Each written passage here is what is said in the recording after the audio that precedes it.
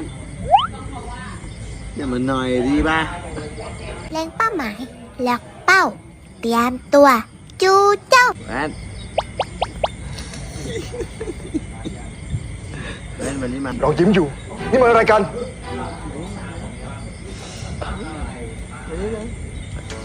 ประสบนี่เราหยุดยิ้มไม่ได้เร็วเนี่ยมาหาแว่นแล้วเนี่ยงั้นก็ไปก็ได้งั้นน่ะไอ้วันนี้มาเนี่ย